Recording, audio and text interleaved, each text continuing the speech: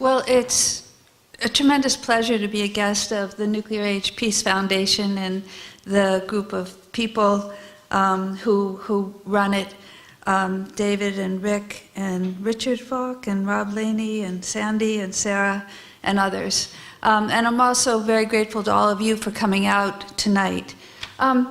It's a special honor to be talking in terms of humanity's future, and because that's the title, I thought that I would begin by just mentioning the fact that when I work on nuclear disarmament, I've often noticed that one of the groups of people that is most worried about nuclear weapons is composed of astronomers and astrophysicists. And when I first noticed this, I was kind of surprised by it, because whereas the rest of us are thinking all the time about the Earth, I take it that astronomers are often thinking about worlds way beyond the Earth, like other galaxies outside the Milky Way. This one galaxy, for example, contains several 100 billion stars, many of which have planets. And so it seemed remarkable that astronomers should care about this little piece of ground in the universe. This next particular photograph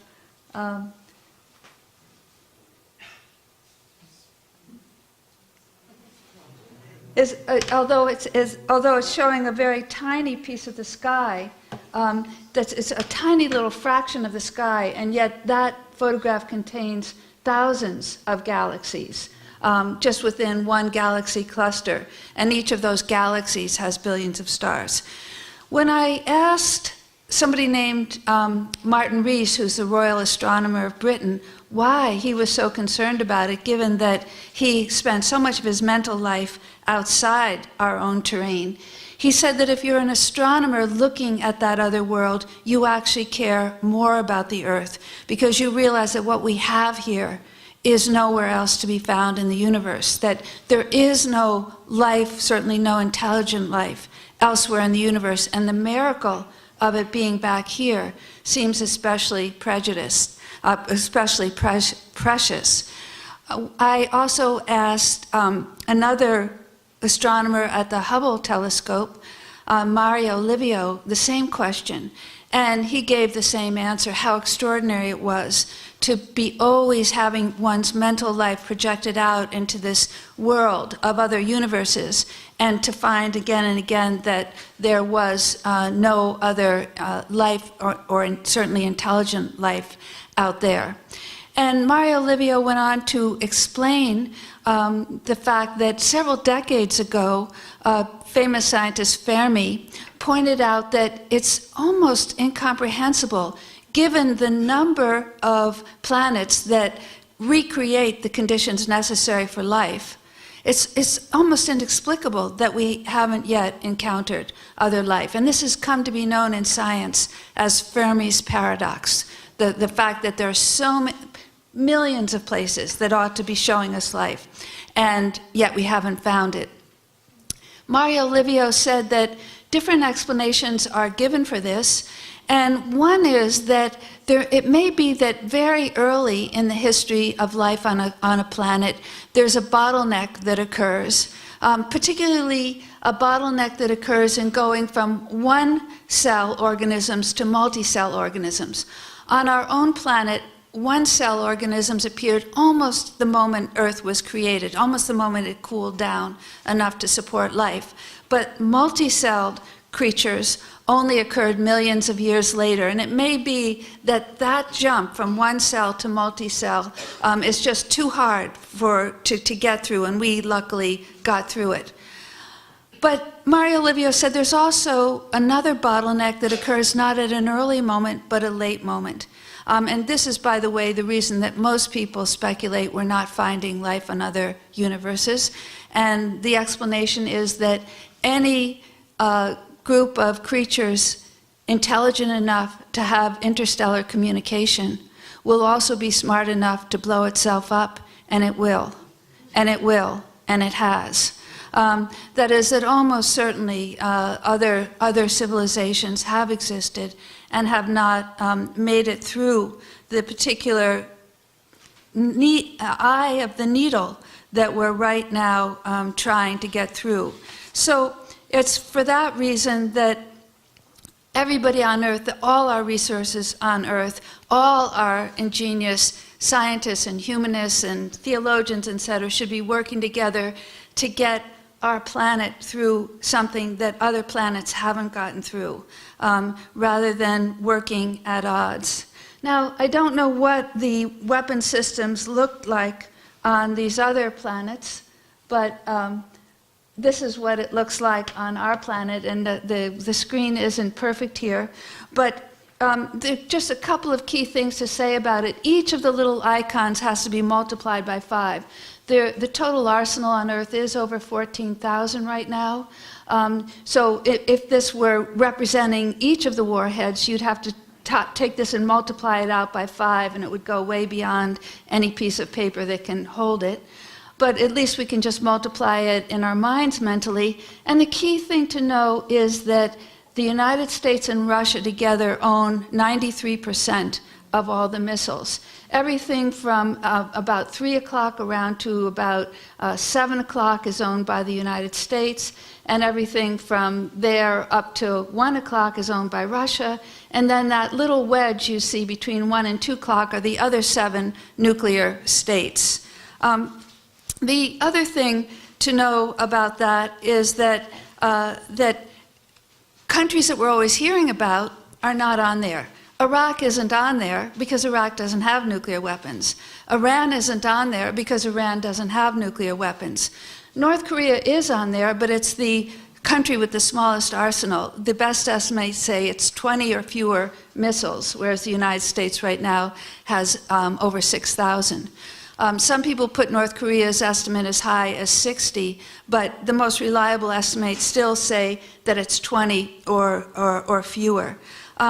And so it is a specific kind of architecture that, that is most to the credit or discredit of the United States and Russia, who have 1/3 of their arsenals on hair trigger alert. Now, the next thing to know about this, this particular physical architecture, and tonight I'm going to be talking about both the physical architecture of nuclear weapons and the mental architecture that keeps that physical architecture in place. But for a few minutes, I'm just going to be talking about the physical architecture. So we start with the simple fact that every weapon has 2 ends. The end from which it's fired and the end where it does the injury. That's true of a gun. There's 1 person injured at this end, there's 1 person firing at this end. Sometimes things are slightly out of ratio. For example, if it's a machine gun, there's 1 person firing at this end, and there might be 50 who are injured at this end. Nuclear weapons are extraordinary at both ends of the weapons because there is a catastrophically high number of people who are being injured, and not just people, but plants and animals and birds and bioplankton in the oceans and so forth, that are being slaughtered by the weapon. Perhaps you know the most recent estimates on nuclear winter say that if even a tiny fraction of the world arsenal is used, and the fraction that's used is 1/100th of 1% of the total blast power that you saw pictured there, 1/100th of 1%, 44 million people will be casualties on the first afternoon, and 1 billion people will die within the first month. So the level of injury is extraordinary. Now, the firing end of the weapon is also extraordinary because it's done by 1 person. We only think that in this country we came close with the Cuban Missile Crisis because that was the only crisis that was made public. But we know that Eisenhower twice considered using nuclear weapons, once in the Taiwan Straits in 1954, once in Berlin in 1959. John Kennedy, according to Robert McNamara, 3 times, not once in Cuba, but 3 times, came within a hair's breadth of all-out nuclear war. Lyndon Johnson considered dropping a nuclear weapon in China in order to prevent China from getting a nuclear weapon. Nixon has said that he 4 times considered dropping a nuclear weapon, and by considered using a nuclear weapon, it doesn't mean a stray thought that went through his mind. In Nixon's case, he sent 18 B-52s loaded with nuclear weapons out over Russia and back again. In his mind, it was a feint, an exercise, but it could have led to utter disaster. So I begin by stressing this because the language we use tends to underscore only the first fact, the fact that an extraordinary number of people are killed. And we need, so language like weapons of mass destruction, that registers the fact that there is this outrageous level of injury posed by these weapons. And yet we have to also look at the extraordinary and almost equally obscene fact that one person in our own country is ready to, stands ready to launch the weapons. And that's, of course, true of Trump, but it's true of every president who's been in the nuclear age. If we were to go back 2 slides to the chart, and if we took this whole thing as the weapon, that whole thing, were that whole arsenal to be used, of course, the Earth would be itself completely destroyed and all creatures on it. And how many people would be responsible for the launch? Well, there are 9 nuclear states, and it would be close to 9 individuals. It might go as high as 20 or 30 in some cases. For example, in the UK, we know that the Prime Minister has a sealed envelope that tells the submarine captains if in a nuclear exchange they can't reach him, whether they should go ahead and obliterate Russia or not. So maybe we have to not just count the Prime Minister, but the submarine captain. But maybe 30 people? If you imagine that on another planet and you imagine there were billions of people on that planet, wouldn't you think the billions of people on that planet could come up with something to get the 30 people to go into a room and say to them, you're not coming out until you figure out how to dismantle these things? And something like that is what we probably need to do. Can you go forward again, and this time go, and one more? Good. So the other reason I wanted to start by emphasizing the fact that a nuclear weapon or any weapon has both the end from which it's injured and the end from which it's fired is because the laws that address this and that can help us get rid of these things fall into, I think, 2 categories. I mean, this is a slight overstatement, but I still think it's true. By and large, international law addresses the injuring side of the weapon. International law, like the current ban on nuclear weapons that is being ratified country by country, is addressed to the humanitarian consequences of these weapons and to the illegality in terms of international law of that kind of suffering. Or again, in 1995, when there was a case at the International Court of Justice where 78 countries went to the court and asked that nuclear weapons be declared illegal. In that case, the international legal rules that were used were ones that all addressed the fact of the suffering end of the weapon. For example, the Geneva Protocols, the Hague, and as well as conventions against genocide. They were things that said you're not allowed to cause disproportionate suffering, or you're not allowed to cause suffering that passes over the boundaries of a country into a neutral country, or you're not allowed to destroy the ozone layer, or you're not allowed to destroy the environment. So those are all crucial international laws.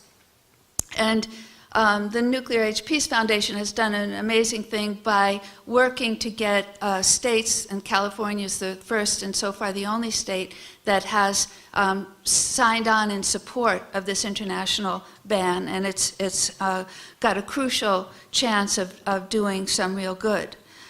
Now, the national laws, and the ones I'm going to speak about, address the other side of the weapon. They address the agency side, the firing end of the weapon.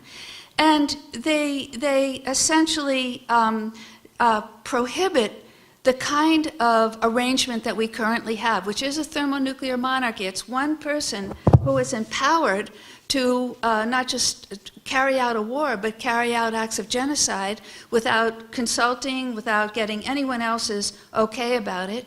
It's wholly illegal, it's wholly incompatible with our own Constitution. The two are mutually exclusive, and because they're mutually exclusive, the atomic age, the nuclear age, has just put the Constitution aside.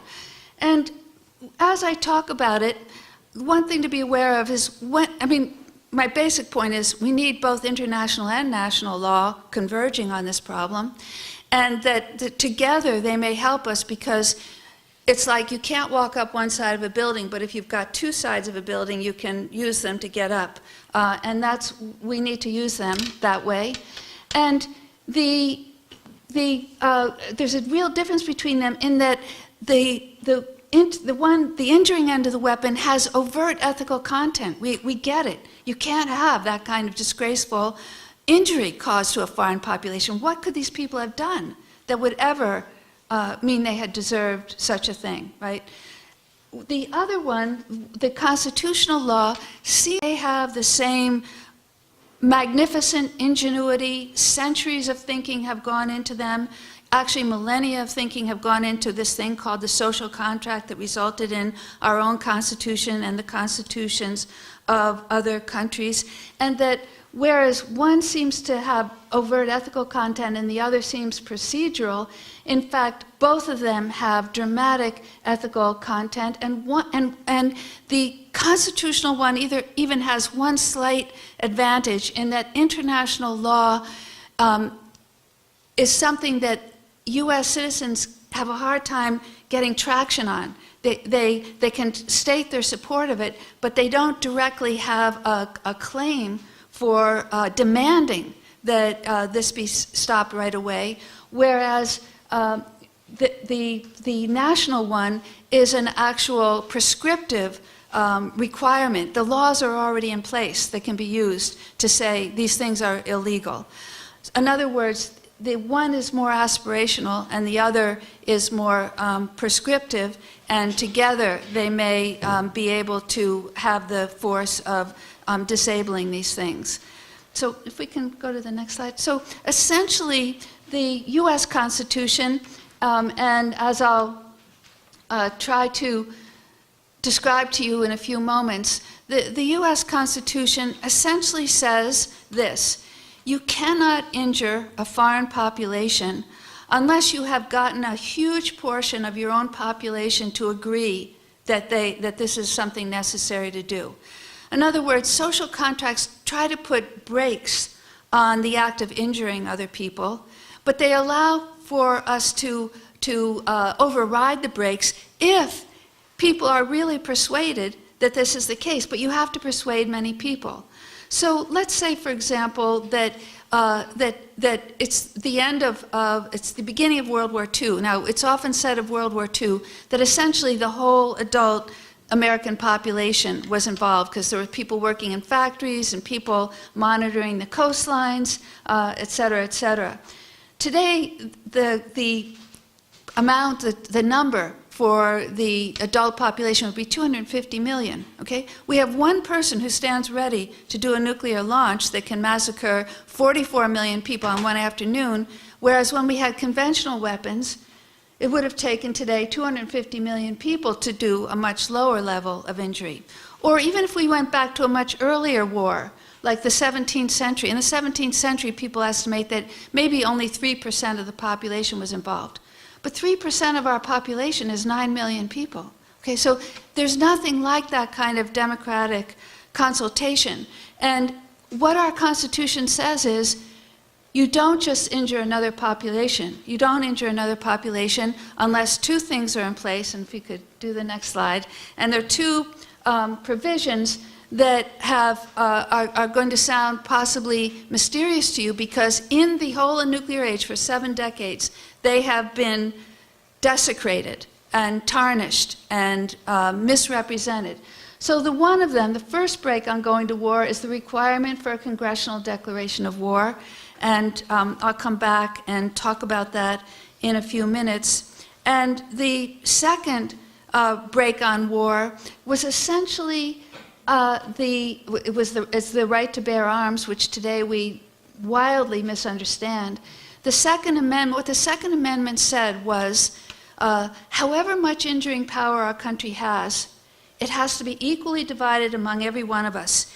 Each of us will oversee our own small portion of it and will say yes or no on it. And at the time of the founding of the Constitution, there was a tremendous emphasis on the fact that it had to be, of course, they talked only in terms of men, this was later changed, and they talked only in terms of white men, but this was later changed. But for that early moment, it was inclusive. It said it had to be men of all ages. It had to be men of all wealth classes. It had to be men of all geographies in the United States. Otherwise, it was deeply unfair. You couldn't have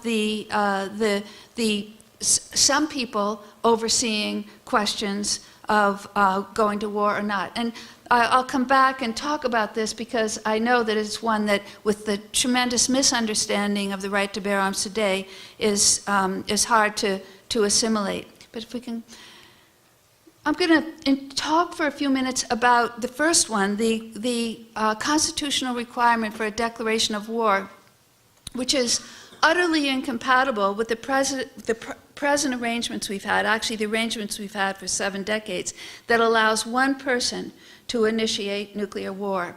And I'm going to do that by contrasting the quality of deliberation that happens in congressional deliberation with the quality of non-deliberation that occurs when presidents have deliberated about whether to drop an atomic weapon. And in making that description, I'm drawing on a study I made of the deliberation of the 5 cases where we've had a congressional declaration of war, and that's the War of 1812, the 1846 Mexican-American War, the 1898 Spanish-American War, and World War I and World War II.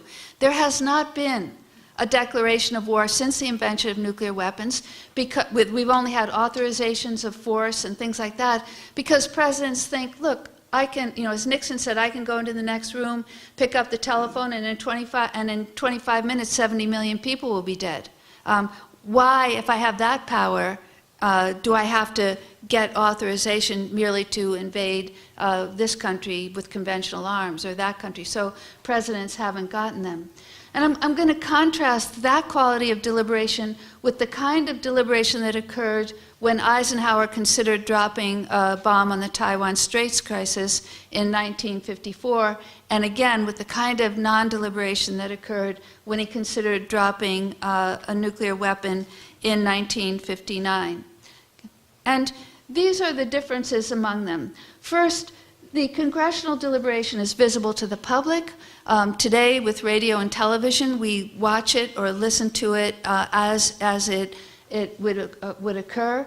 But before there was radio and television, it would be immediately written up and published and distributed, the record of what had taken place in the debate.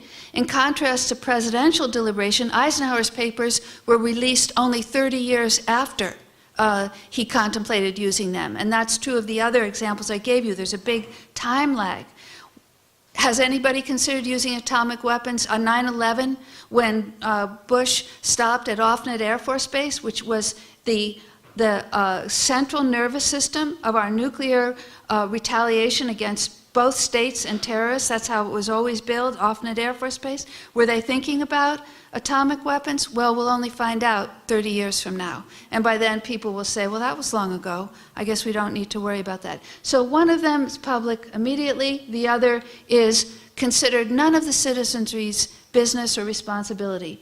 Second, in the congressional declaration, there's a set of sentences that everybody during the deliberation understands is the thing they're thinking about. It says, be it enacted in Congress, but in the House and Senate assembled, that we hereby declare that we are at war. That's the set of sentences they're agreeing on.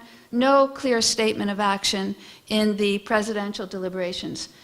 In the congressional deliberations, there's a conspicuously staged vote. After the deliberations, people are called on to walk to the microphone and say yes or no. We know to this day that Jeanette Rankin is the one person who voted against going to war against Japan and against Germany, just as we know all the yes votes in that case, because there's a fixing of responsibility. There's a taking responsibility and a vote. There's no vote in the case of the presidential deliberation. In the Congress, people consider themselves equal, and so they're willing to fight with each other. And they may have the most noble of reasons. They want to get to the truth. They want to say what they think on the issue, or maybe they just want to show off. But even if they just want to show off, it gives them a motive for testing and contesting what the side is saying that wants to go to war. In the presidential deliberation, the participants consider themselves subordinate to the president, and they don't say anything. And this leads to the most important difference between them. That's the final item there, that in the Congress there's constant testing and contesting and dissent. Because Congress hasn't acted so nobly in recent years, you might find this hard to believe, but when you read the presidential deliberations in the past, there's a lot to be admired in the quality of deliberation. I can go into it in more detail later if you wish. In the presidential deliberation, there is no dissent whatsoever. And in order to bring that point home, I'll give you the thing that is the closest to an act of dissent. In 1954, in the Taiwan Straits crisis, the Secretary of the Treasury named Humphrey says to Eisenhower, "Aren't we going to have a hard time explaining to the American people why islands with names they've never even heard of, like Quemoy and Matsu, were so important that we dropped an atomic weapon?" And Eisenhower reprimands him. He says, "A mere look at the maps on the wall will convince you of the strategic importance of these islands." End of dissent. Humphrey doesn't say anything more. No one else sitting at the table says anything more. Furthermore, 2 months earlier, when this debate was originally going on, Eisenhower himself had said, "You know, I might have a hard time convincing the American people why islands with names they never heard of were important enough that I used an atomic weapon." So essentially, Humphrey had just done his homework and read the previous notes and probably thought he was agreeing with the president. So whether we should call it an act of dissent is unclear. But for sure, there was no follow-up. In 1954, Eisenhower said that he thought he would be impeached if he dropped a nuclear weapon, but that he was willing to be impeached. He was willing to do his duty and drop the atomic weapon even though he'd be impeached. And why did he think he'd be impeached? Because he knew that the Constitution requires a congressional declaration of war. By 1959, he's kind of decided that if he just includes a couple of congressmen at the table, maybe that will kind of count as a congressional participation and declaration. So there's a senator there named Senator Fulbright, a name many of you will know. And at a certain point, Senator Fulbright says, "I just want to make sure I understand what's being said here. Are we saying that the GDR, the East Germany, might take out the roadways in West Berlin, and that we might, for example, begin to repair the road, and that maybe a soldier on the East German side will shoot a rifle at the repairman, and then we'll drop an atomic bomb?" Eisenhower says, "Well, we're not exactly sure of the steps that will lead to the dropping of the atomic bomb." He doesn't say, "Senator Fulbright, you've lost your mind. What a ridiculous scenario."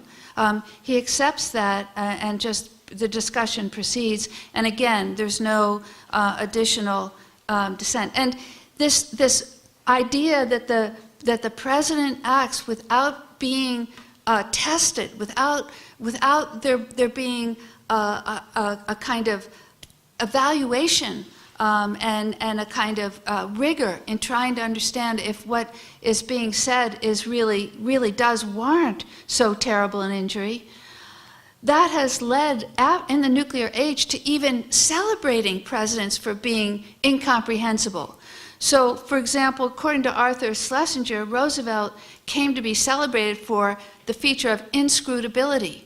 So now we have somebody who's able to drop an atomic weapon, and we are even okay with the fact that we don't have a clue why he's doing what he's doing. He's inscrutable. That's the way thermonuclear monarchs are. Or if you think of George Bush, the younger George Bush, when he was president, you might remember the moment when he said, "I'm the commander, see? I don't need to explain. I do not need to explain why I say things." Right. But that's also why when constitutions were being written, they considered, should we give the power to declare war to the president? They decided no. Should we give it to the Senate? They decided no. They decided it should be given to the biggest governing body there was. Today that would be, I think, 535 people, or roughly. And that because it meant that you had the greatest participation and deliberation. Now, when we go to the right to bear arms, just as a moment ago I said that the Constitutional Convention wanted the largest possible body, well, when the Constitution went out for ratification, the states said, wait a minute, there's something missing from the Constitution, and that was the thing we call the Bill of Rights, the first 10 amendments. And one of the most important was the right to bear arms. And the idea of the right to bear arms is that it on a theoretical level, from the point of view of social contract theory, is that it introduces many intervening layers of possibly resistant humanity. In other words, the Congress can declare war, but only if people agree to fight will there actually be, in a conventional war, only if people agree to fight is the declaration actually going to be carried out. So it's essentially a distributive amendment that gives to all of us oversight on whether we do indeed go to war. And it means that the arguments of what this other country has done have to be convincing.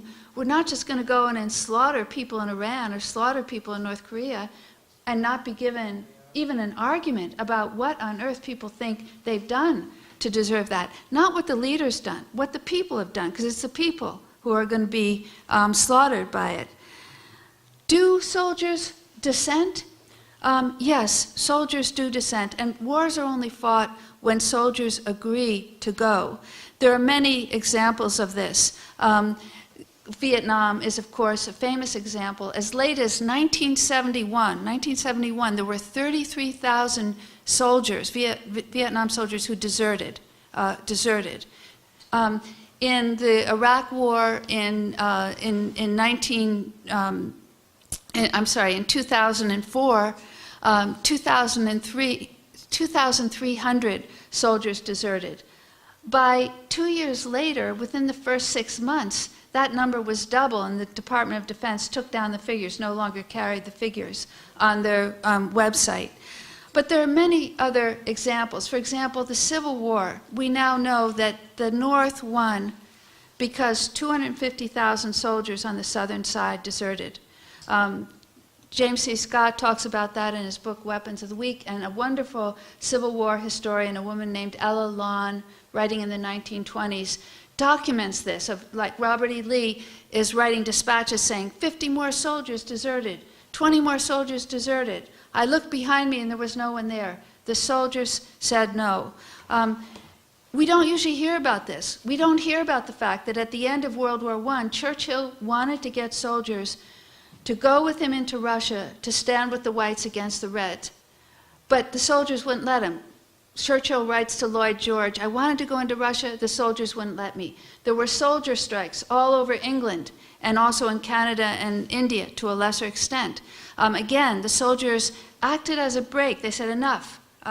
We're not doing additional things. And when I first started working on this, and I wrote on it and published on it in a University of Pennsylvania law review, I happened to be at a research center in Berlin in 1989-90, which is the year the wall came down, and I gave a lecture about this. And people listening to the lecture, my colleagues, some were German, some were American, some were other countries, they all wanted to argue that soldiers just blindly obey. They blindly follow what they're told to do. Well, in that year, a few months later, when the wall opened, East German soldiers, which until that point had been seen as the most disciplined army in Europe, went from 180,000 to 90,000 by desertion in 6 months. In the Ceausescu regime, in Romania, soldiers brought down the Ceausescu regime. In Lithuania, 2,000 soldiers were ordered to fire on their own populations, and they not only refused to do it, they went into the parliament and signed their names as saying they wouldn't do it. So it simply is not the case that, that soldiers blindly obey. They don't. They think about whether the thing for which they're being asked to fight is really worth fighting for, and they dissent when they have to. It is an idea that, of course, is supported by militarists. Mirabeau in the French Revolution said, you can't have an aristocratic elite who has weapons and the population doesn't have weapons. That's not fair. It's also something that is supported by pacifists. Gandhi said, of all the evil deeds committed by England against India, the worst is the disarming of the population. Give us back our arms and we'll tell you whether we're going to use them or not.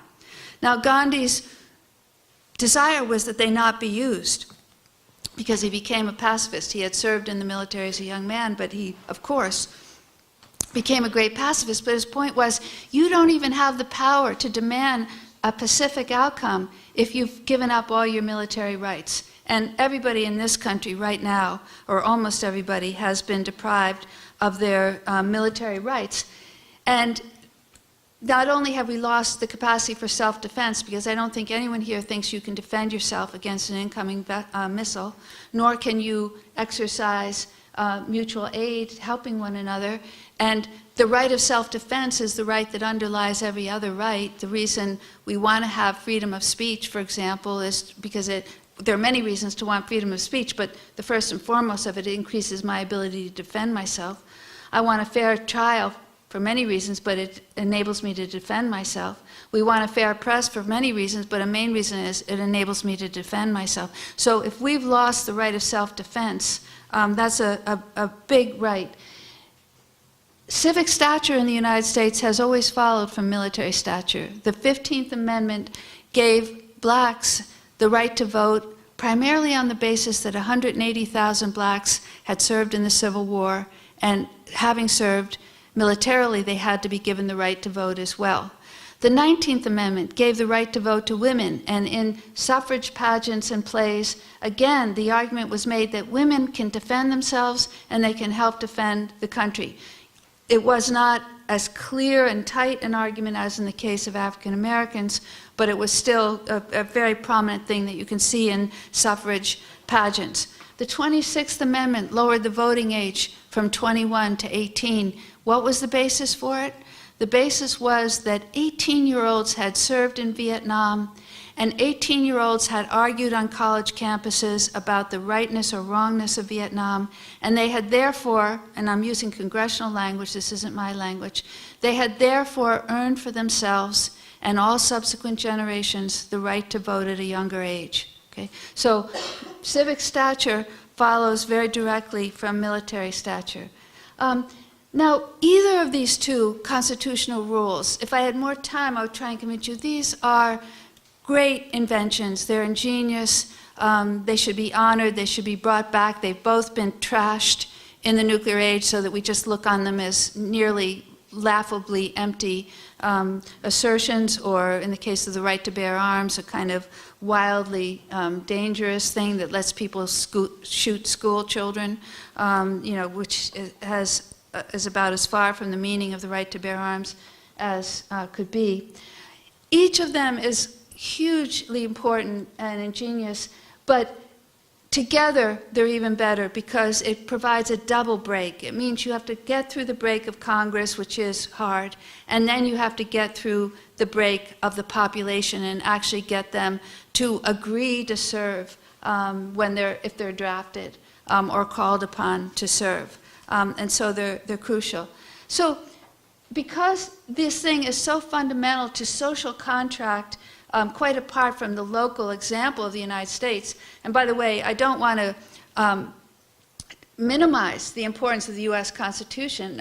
Thomas Paine once said that the U.S. Constitution is to human rights or democracy what an alphabet is to language. The U.S. Constitution had the basic building blocks of what democracy is.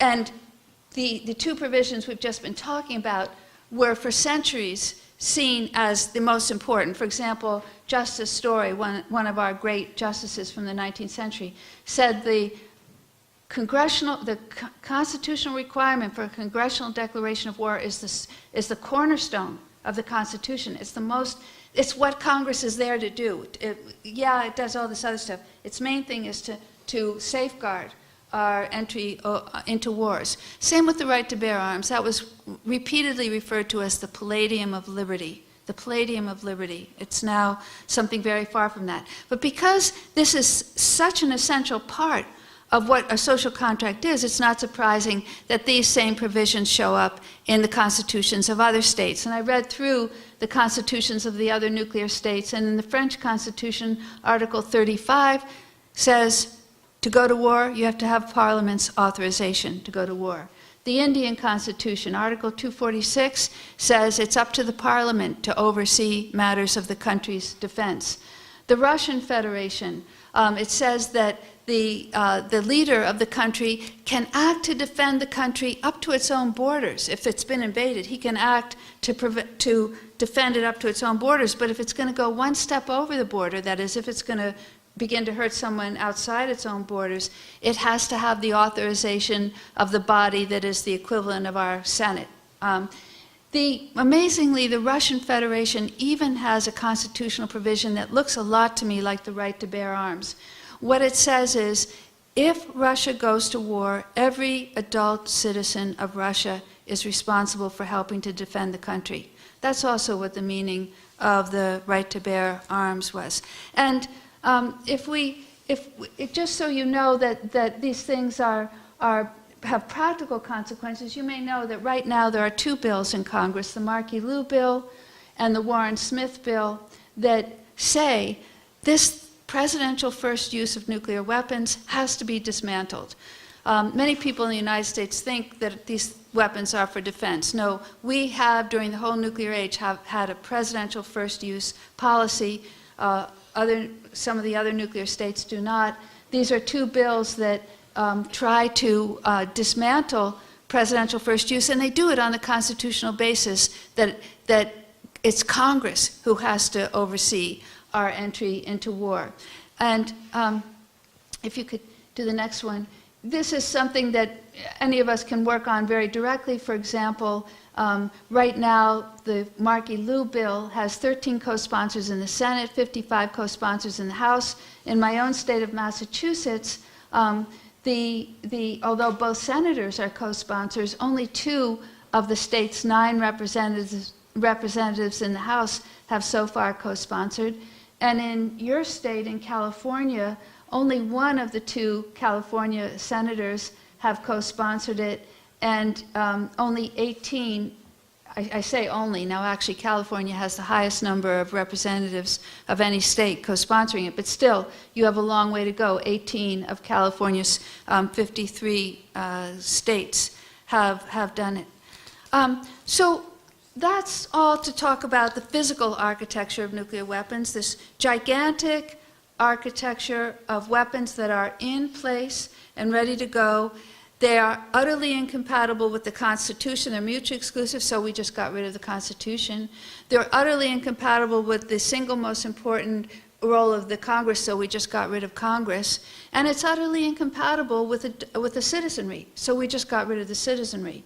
That is, we no longer want to have a draft where people are called on to serve and to give their opinion about what they think of the war.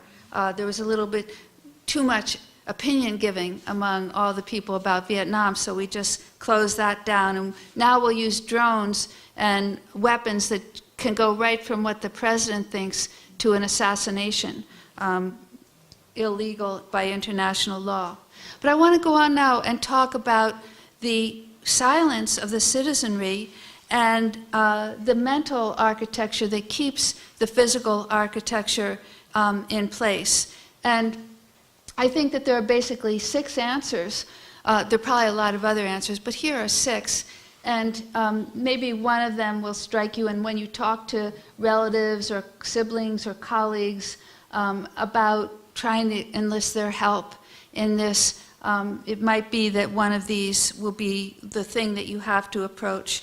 So one of the things is that, in general, the public isn't given much information. If you ask people in the United States who has nuclear weapons, many people get the list of countries wildly wrong. Some people even think the United States doesn't have weapons. I think the average that's given by most people in the United States, I hope I'm remembering this correctly, is something like 200 when people have to guess, rather than in the thousands. The New York Times, that didn't used to pay attention to our own weapons, but fortunately has begun to do so, recently asked the question of how many of our weapons would be needed, how many of our nuclear weapons would be needed to decimate Libya, and then they asked how many would be needed to decimate Syria, then Iraq, then Iran, then North Korea, then Russia, then China. And can you do the next slide? So this was, yeah, and then the next one. Okay, and then they went to how many would be left over? You can keep going. These are the ones that would be left over. These would be left over. These would be left over.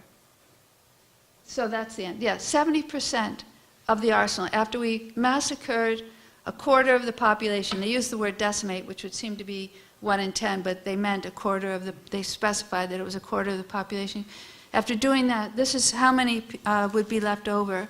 And in addition to and of course, this just stands for hundreds and hundreds of pieces of information that the public isn't given. It simply isn't talked about. But another big one is people in the United States think that, well, we kind of have weapons and we kind of have enemies, but they're just kind of loosely connected. No, that's completely wrong. The weapons are assigned to the cities. Weapon by weapon, city by city, they are assigned. In fact, until the Clinton administration, when nuclear missiles were loaded onto Ohio-class submarines, and I should stop and say that an Ohio-class submarine, we have 14 Ohio-class submarines, each carries the equivalent of 4,000 Hiroshima bombs.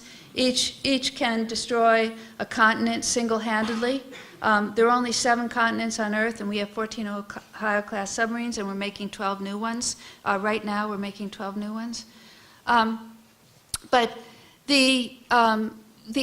when the missiles were loaded onto nuclear submarines, it used to be that the longitude and latitude was already programmed in to the nuclear weapon. During the Clinton administration, they got worried because they were afraid a hacker would be able to launch it, and then it would go to whatever city it was designated for. And so they changed the longitude and latitude to open ocean targeting, someplace where they hoped nobody would be. And this is an amazing fact. This change was made not because all of us demanded that they stop putting the longitude and latitude of actual cities in, and not because the Congress did, and not because the Supreme Court did, but because of the fear of hackers. And I'm afraid of hackers too, but I have to say that in this case, the hackers brought about a good result.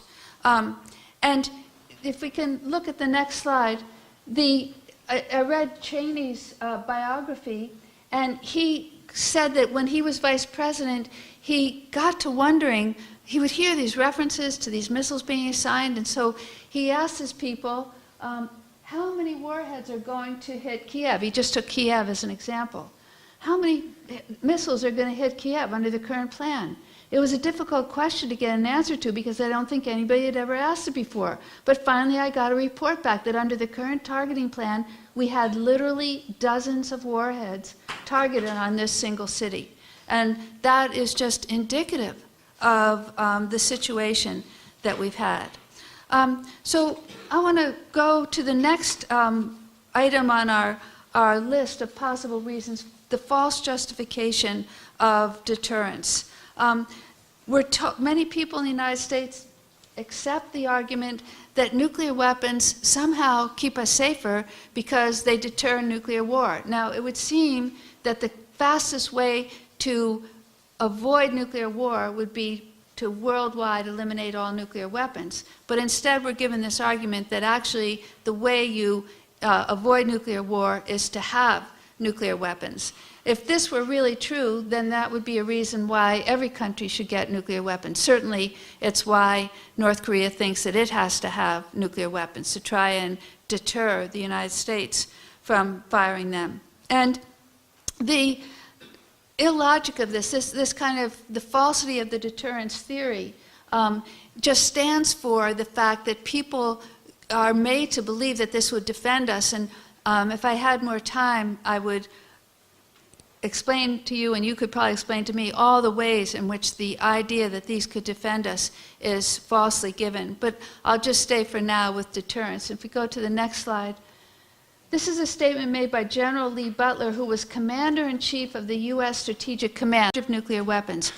And if you just read his account of deterrence, he says, the nuclear priesthood extolled its virtues and bowed to its demands. And then if you skip to the last sentence, it was premised on a litany of unwarranted assumptions, unprovable assertions, and logical contradictions. That's from somebody who had complete control of the nuclear arsenal, saying, please, we should get down on our knees and weep for the horror of this thing we've created that has this false, deeply false justification of deterrence at the center of it. Can you go to the next slide? Yeah. So I think the third thing that keeps people from doing anything is the belief that what is future is unreal. So people think that it's somehow, possibly sometime in the future this could happen, but there'll be time to intervene. And they confuse this fact of its being future with its being unreal. But here's the reality of the situation. If it takes 10,000 steps to put a nuclear arsenal into place, obviously it takes many more than 10,000, but let me just say 10,000. If it takes 10,000 steps to put a nuclear arsenal into place, 9,999 of them have been done. They are in place. They are present tense. There's only one step left that hasn't been done, and that's the launch. So people have to understand that the 9,999 steps are present tense right now, and that only the last step is future, and we know that that last step takes a matter of about 10 minutes. So there isn't time, of course, to intervene later on. Interestingly, people who believe this are kind of aligning themselves unknowingly with our own Department of State and Department of Defense in that 1995 International Court of Justice case that I alluded to earlier, when all these countries went and asked the court to declare these things illegal. And they had mentioned, the litigants had mentioned Geneva Protocols, St. Petersburg, Hague, Genocide Convention, ozone protection, et cetera, et cetera.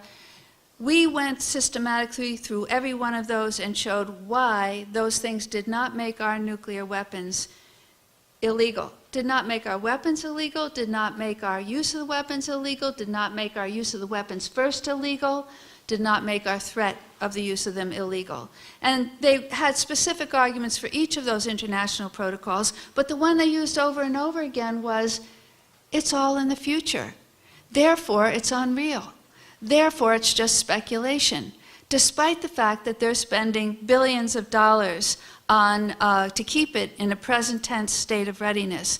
So I thought I would just put in here some way in which we can grasp the reality, the present tense reality of this invisible architecture that we can't see. And that is the infrastructure of our own country that has been deteriorating because all our money is being spent on weapons. So the American Society of Civil Engineers, if you go to the next slide, has reviewed our bridges and given them the grade of C+. This is on their website. You can look at it. This is not an impressionistic grade.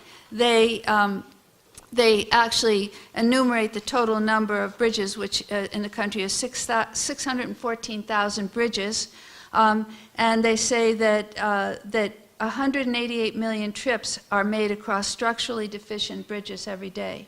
Okay, so but this is the highest grade, the C+. If you go on to the next roads, they give a D2. They say 1 out of every 5 miles of highway pavement is dangerously deteriorated with potholes and so forth in a way that is increasing accidents. If you go to the next one, they give our transit a D-, and if you go to the next one, they give our levees a D, and they, again, these are not impressionistic grades. They give all the facts and figures. They give the amount of money that's going to have to be spent to reclaim these things.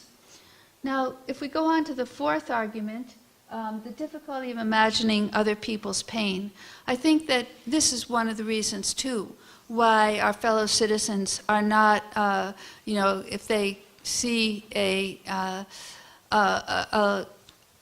something about the Nuclear Age Peace Foundation, they may not get why that might matter.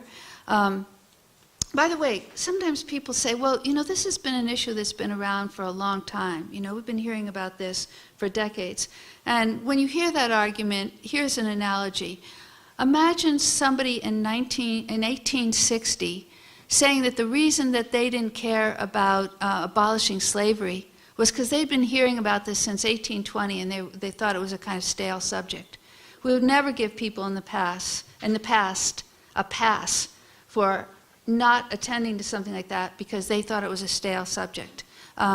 So anyway, on to this subject, the difficulty of imagining other people's pain. Here I think a statement by a very wonderful physician named Hugh McDermott, who was a physician of public health at Cornell Medical School. He pointed out the difference between narrative compassion and statistical compassion. Narrative compassion is something that asks us to care about and understand what's happening to one person or 2 people or 3 people. And he says we could be better at it, but we're pretty good at it, and we get practice at it all the time because our siblings, we're listening to stories by our siblings, we're listening to our neighbors, we're reading literature that asks us to have narrative compassion. He contrasts this with statistical compassion, at which we're horrible. We're incapable of statistical compassion, and furthermore, we don't get any practice. We don't do anything to help ourselves begin to get hold of what it means to be responsible to millions of people to whom we're responsible in political life. What does it mean to have these people of a foreign state talked about so blithely as recipients of our nuclear weapons? Or what does it mean to just shrug when you hear that 44 million people will be killed on the first afternoon if 1/100th of 1% of our current arsenal is used? Well, it means that people have just kind of searched their heart and soul and they look inside and say, nope, nothing in there of statistical compassion. I think that one place to start would be just understanding what happened in Nagasaki and Hiroshima. And in this country, we actually haven't begun to come to terms with what happened in Hiroshima and Nagasaki. A colleague of mine at American Friends Service Committee, Joseph Gearson, we together decided to do an exhibit at one of the libraries in the town where I live, Cambridge, Massachusetts. And this library very kindly agreed to let us dedicate a month to an exhibit of books and pictures, and we had films and we had a lecture each week. We put up the exhibit the first night, and by the next morning when we came in, any photograph that showed injury had been taken down. Now, on one level, I understand this because people coming into the public library aren't prepared for seeing something like that. But even in cases where people are prepared, they're not allowed to see it.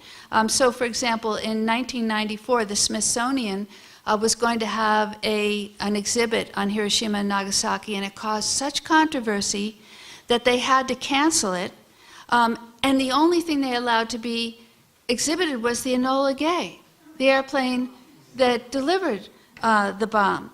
So, and it just, you know, I think that one reason why people from Japan are, you know, not just people who were there and suffered, but generations of people in Japan are much more alert to this, is because they are educated about the situation. So, for example, there was one march in New York where I and other people tried for about 3 months to get people from the Cambridge-Boston area to go to New York, and we got about 100 people to go to the march in New York. That morning, 1,000 people arrived from Japan, and their trips had been paid for by 6 million people who signed the petition that they delivered. And if you've been to Hiroshima or Nagasaki and have been to one of the atomic bomb museums, you almost certainly would find yourself among school children. If you can show the next slide. This is children coming into the museum, and if you could show the next slide. And they, you know, take in a lot of things that are hard to take in, and this next slide is just one example of what they're asked to look at, which is the burns of people who did survive. But that, it might be one place to start in exercising statistical, our capacity for statistical compassion. If we go to the next slide, we go to the fifth reason that I think people are not attentive to this, and that is the population's false belief that once nuclear weapons are made, they can't be unmade. This is so untrue. They're easy to unmake. I don't mean there aren't problems. Of course, there's an incredible problem of where you're going to store all the fuel and so forth. But in terms of disarming them, it's the simplest thing in the world. Compare it to global warming, where we all agree things need to be done, but it's hard to get hold of what the solutions are. This one's very easy, and if you go to the next slide, this was a study done in Scotland by someone named John Ainsley that looked at the amount of time it would take to completely dismantle the UK's nuclear arsenal. And some parts of it would take hours. That is, dismantling the nuclear triggers would take hours. Other parts would take a matter of days to get the weapons deployed at sea to come into port. And then other parts would take longer, but the whole thing could be done in 2 to 4 years. Now, our arsenal is much, much huger. It would take longer, but still, it would be a finite amount of time. And another piece of evidence that we have that it is possible to have a world without nuclear weapons is shown by the whole southern hemisphere, which is blanketed by nuclear weapons-free zones, brought about by the Treaty of Talaloka, the Treaty of Perlindaba, the Treaty of Bangkok, the Treaty of Rarotonga, and so forth. And this next slide from Wiki shows the nuclear states in red and the nuclear-free weapons treaty signers in blue, and you see that nuclear weapons are a north-south architecture. The north has the nuclear weapons, and the south has the freedom from the nuclear weapons. And if we go to the last reason, circularity. Well, I said before, constitutions and nuclear weapons are mutually exclusive, and right now we've taken away the constitutional provisions. Congress and nuclear weapons are incompatible, so we've taken away Congress, their single most important job, overseeing our entry into war. Citizenry and nuclear weapons are incompatible, so we've infantilized our whole citizenry by telling them that they should just turn on the TV if they want to find out if we're on war. But it also means that if we bring back constitutions, you can only do it by getting rid of nuclear weapons. If you bring back Congress, you can only do it by getting rid of nuclear weapons because they're mutually exclusive. And if you bring back the citizenry, you'll get rid of nuclear weapons. And yet, in the time when they were gotten rid of, they've been diminished in our eyes. They've been sullied in our eyes.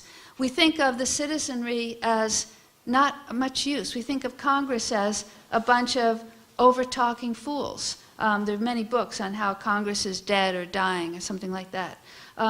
And we think of constitutions as just a piece of paper because that's the result of the nuclear age. That's what it means to destroy a constitution and a citizenry and a Congress. And we have to take it on trust that when those things come back, the scale of their power will be visible to us once more. But I just refer this to the circularity problem, the fact that the very things that would save us, by being eliminated, now look kind of pathetic, and therefore we don't see that they have tremendous power to do the work.